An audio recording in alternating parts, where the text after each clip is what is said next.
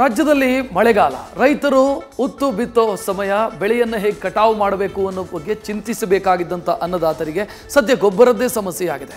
ಮಳೆ ಚಳಿ ಲೆಕ್ಕಿಸದೆ ಗೊಬ್ಬರದ ಅಂಗಡಿ ಮುಂದೆ ಟೆಂಟ್ ಹಾಕಿ ಕೂತರು ಹಿಡಿ ಗೊಬ್ಬರ ಸಿಗ್ತಾ ಇಲ್ಲ. ಅಷ್ಟೇ ಏಕೆ ಸಿಎಂ ಪತ್ರ ಕೇಂದ್ರಕ್ಕೆ ಬರೆದ್ರು, ರೈತರ ಗೋಳು ಮುಗಿದಿಲ್ಲ.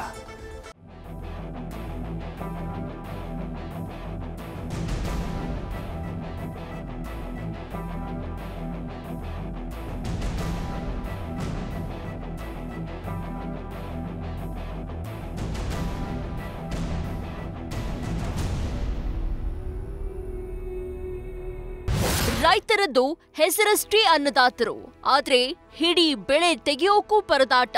ಉದ್ರಿ ಬ್ಯಾಡ್ರಿ ರೊಕ್ಕ ಕೊಡ್ತೇವಿ ಅಂದ್ರೂ ರೈತರಿಗೆ ಬೊಗಸೆ ಗೊಬ್ಬರ ಸಿಕ್ತಿಲ್ಲ. ಅವರ ಪಾಡು ದೇವರಿಗೇ ಪ್ರೀತಿ ಎನ್ನುವಂತಾಗಿದೆ. ಇಂದು ಕೂಡ ಆ ತೊಳಲಾಟ ಮುಂದುವರೆದಿದೆ.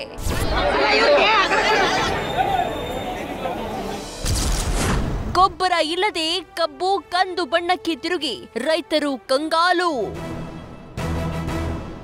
ಯೂರಿಯಾ ಗೊಬ್ಬರದ ಕೊರತೆಯಿಂದ ಬೀದರ್ನಲ್ಲಿ ಅನ್ನದಾತರು ಅಕ್ಷರಶಃ ಕಂಗಾಲಾಗಿದ್ದಾರೆ. ಅಣದೂರು ಗ್ರಾಮದಲ್ಲಿ ಗೊಬ್ಬರ ಹಾಕದೆ ಕಬ್ಬು ಬೆಳೆ ಕಂದು ಬಣ್ಣಕ್ಕೆ ತಿರುಗಿದ್ದು ರೈತರು ಆತಂಕಗೊಂಡಿದ್ದಾರೆ. ಕಬ್ಬು ಬೆಳೆ ಉಳಿಯಬೇಕಾದ್ರೆ ಯೂರಿಯಾ ಗೊಬ್ಬರ ಕೊಡಿ ಅಂತ ರೈತರು ಮನವಿ ಮಾಡಿದ್ದಾರೆ. ಪಿಕೆಪಿಎಸ್ಗೆ 6 ತಿಂಗಳುಗಳಿಂದ ಯೂರಿಯಾ ಗೊಬ್ಬರ ಪೂರೈಕೆ ಆಗ್ತಾ ಇಲ್ಲ. ಬೆಳೆ ಉಳಿಯಬೇಕಾದ್ರೆ ಯೂರಿಯಾ ಗೊಬ್ಬರ ಕೊಡಿ ಅಂತ ರೈತರು ಅಳಲು ತೋಡ್ಕೊಂಡಿದ್ದಾರೆ. ನಮ್ಮ ಸೊಸೈಟಿ ಮುಖಾಂತರ ಗೊಬ್ಬರ ಬಂದ್ರೆ 300 ರೂಪಾಯಿಗೆ ನಮಗೆ ಗೊಬ್ಬರ ಸಿಗ್ತಿತ್ತು. ಅದು ಯೂರಿಯಾ ಗೊಬ್ಬರ.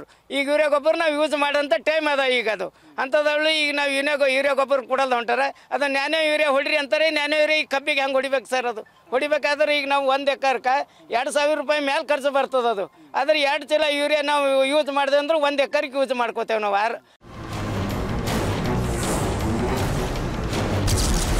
ಯೂರಿಯಾ ಗೊಬ್ಬರಕ್ಕಾಗಿ ಸರತಿ ಸಾಲು ನಿಂತ ರೈತರು. ಇನ್ನು ರಾಜ್ಯದಲ್ಲಿ ಗೊಬ್ಬರ ಕೊರತೆ ಹಿನ್ನೆಲೆ ಜಿಟಿಜಿಟಿ ಮಳೆಯನ್ನ ಲೆಕ್ಕಿಸದೆ ರೈತರು ಯೂರಿಯಾ ಗೊಬ್ಬರಕ್ಕಾಗಿ ಕ್ಯೂ ನಿಲ್ತಿದ್ದಾರೆ. ಚಿತ್ರದುರ್ಗದ ಸರ್ಕಾರಿ ಸೊಸೈಟಿ ಮುಂಭಾಗದಲ್ಲಿ ರೈತರು ಯೂರಿಯಾ ಗೊಬ್ಬರಕ್ಕಾಗಿ ಮುಂಜಾನೆ 4 ಗಂಟೆಯಿಂದ ಕ್ಯೂ ನಿಲ್ತಿದ್ದಾರೆ.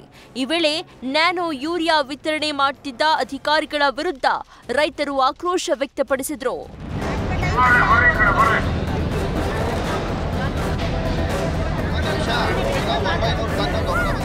ಇನ್ನು ಯೂರಿಯಾ ಗೊಬ್ಬರಕ್ಕಾಗಿ ದಾವಣಗೆರೆಯಲ್ಲೂ ರೈತರು ಪರದಾಡುವಂತಾಗಿದೆ. ಜಗಳೂರು ಪಟ್ಟಣದ ರೈತ ಸಂಪರ್ಕ ಕೇಂದ್ರಕ್ಕೆ ಸ್ವಲ್ಪ ಮಟ್ಟಿಗೆ ಯೂರಿಯಾ ಗೊಬ್ಬರ ಬಂದಿತ್ತು. ಇತ್ತ ಗೊಬ್ಬರ ಪಡೆಯಲು ರೈತರು ಬೆಳಗ್ಗಿನಿಂದಲೇ ಕ್ಯೂ ನಿಂತಿದ್ದಾರೆ. 1 ಆಧಾರ್ ಕಾರ್ಡ್ಗೆ 2 ಪ್ಯಾಕೆಟ್ ನಂತೆ ಅಧಿಕಾರಿಗಳು ರೈತರಿಗೆ ಗೊಬ್ಬರ ವಿತರಣೆ ಮಾಡುತ್ತಿದ್ದಾರೆ. ಮೆಕ್ಕೆಜೋಳಕ್ಕೆ ಶೀತದ ಬಾಧೆ ಕಾರಣ ಯೂರಿಯಾ ಗೊಬ್ಬರಕ್ಕೆ ಬೇಡಿಕೆ ಹೆಚ್ಚಾಗ್ತಾ ಇದ್ದು ಗೊಬ್ಬರ ಖರೀದಿಗೆ ರೈತರು ಪರದಾಡ್ತಿದ್ದಾರೆ. ಇನ್ನು ಗೊಬ್ಬರ ಸಮಸ್ಯೆ ಬಗ್ಗೆ ಪ್ರತಿಕ್ರಿಯಿಸಿರುವ ಕೃಷಿ ಸಚಿವ ಚೆಲುವರಾಯಸ್ವಾಮಿ, 4-5 ದಿನಗಳಲ್ಲಿ ಎಲ್ಲಿ ಸಮಸ್ಯೆ ಆಗ್ತಾ ಇದೆಯೋ ಅಲ್ಲಿ ಬಗೆಹರಿಸ್ತೇವೆ. ನಾವು ಮೋದಿಯವರಿಗೆ ಪತ್ರ ಬರೆದಿದ್ದೇವೆ. ಸಮಸ್ಯೆ ಬಗೆಹರಿಸೋಕೆ ಪ್ರಯತ್ನ ಮಾಡ್ತಿದ್ದೇವೆ. ದಾಸ್ತಾನು ಎಲ್ಲಿ ಬೇಕೋ ಅಲ್ಲಿ ಮಾಡ್ತೇವೆ ಅಂತ ಭರವಸೆ ನೀಡಿದ್ದಾರೆ. ನಮಗೆ ಈ ವರ್ಷ ಈ ಜುಲೈ ಎಂಡೊಳಗೆ ಬರಬೇಕಾಗಿದ್ದಂಥದ್ದು 6,82,000 ನಮ್ಮ ರಾಜ್ಯದ ಅಲೋಕೇಶನ್. ಅದರಲ್ಲಿ 5,26,817 ನಮಗೆ ಬಂದಿದೆ. ಇನ್ನೂ 1,50,000 ಮೆಟ್ರಿಕ್ ಟನ್ನು ನಮಗೆ ಈ ತಿಂಗಳ ಎಂಡೊಳಗೆ ಬಾಕಿ ಬರಬೇಕಾಗಿದೆ. ಬಟ್ ನಮ್ಮಲ್ಲಿ ಒಂದು ಮಳೆ ಬೇಗ ಆಗಿದೆ, ಮಾರ್ಚ್ ಎಂಡಿಂದಲೇ. 2ನೇದು ನೀರು ಡ್ಯಾಮಿಂದ ಬೇಗ ಬಿಟ್ಟಿರೋದ್ರಿಂದ ಮತ್ತು 2 ಲಕ್ಷ ಮೇಜು ಏರಿಯಾ ಜಾಸ್ತಿ ಆಗಿರೋದ್ರಿಂದ ಸ್ವಲ್ಪ ಯೂರಿಯಾ ಹೆಚ್ಚಾಗಬೇಕಾಗಿರುವಂಥ ಪರಿಸ್ಥಿತಿ ನಮ್ಮಲ್ಲಿ ನಿರ್ಮಾಣ ಆಗಿದೆ.